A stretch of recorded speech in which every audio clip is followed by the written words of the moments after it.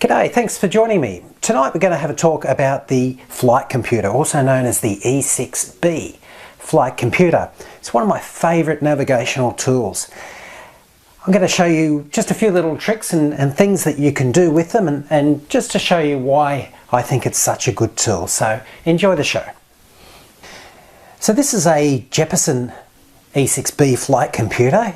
You can buy other brands on eBay and other places fairly cheaply. The metal ones go for about $40. You can buy cardboard ones for less than $20. You can even find on the internet, and I'll put a link down below, to a flight computer that you can print out and stick together. So that's a really cheap way of doing it if you just want to have a play around with one but don't want to have to spend any money. So to introduce the E6B, I should show you some of the main functions and features of it.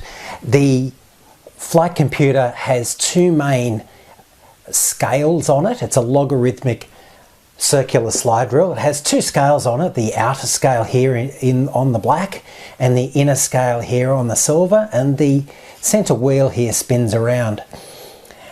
On the bottom is a temperature conversion scale. Around the inner and outer scales are various conversion items. I'll show you how to use those. On the back is a clear screen with a compass rose and a slidable board which allows you to calculate things like vector calculations, crosswind and off-track calculations, that sort of thing. But tonight the thing we're going to do is to show you how to do some speed, time, distance calculations using this device.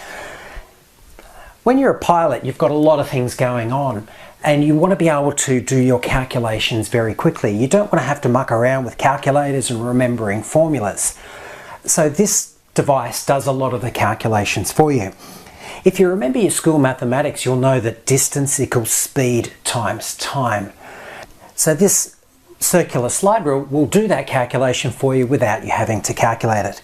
And I'll show you how to do it for calculating distance, for calculating speed, and for calculating time. So here we go. So speed is calculated as distance divided by time. On this device, whenever you use the black pointer here, it's referring to speed. So to get speed, you need to match up the distance on the black scale and the time on the inner scale. So if we had 360 kilometers we traveled in a period of 2 hours, you can work that out quickly in your head and say, well, it's 360 divided by 2 is 180 kilometers per hour. What you can also do with the E6B is you can take 360 on this outer scale, so 36, and you can take your 2-hour scale on the inner circle, match the two up like that, and then over here you can read it off on the outer scale where the arrow points, and you can see that 360 kilometers taking 2 hours, you will travel at 180 kilometers per hour. So another calculation we'll do is to work out distance. Now distance is speed times time. If we're traveling at 60 kilometers per hour and we travel for a period of 90 minutes, what we do is we take our inner circle and put the arrow on 60 for 60 kilometers an hour, and then we come around to the 90-minute mark and we read that we travel 90 kilometers. And that makes sense. If you're traveling at 60 kilometers per hour and you travel for 90 minutes, you're going to travel 90 kilometers. So that's a really quick overview of the speed, time and distance on an E6B flight computer. You can use this if you're sailing, and you can use it if you're in a car. You can use it pretty much anywhere you like. Anywhere that you would need to do speed, time, distance calculations quickly, you can use this circular slide rule for doing those calculations.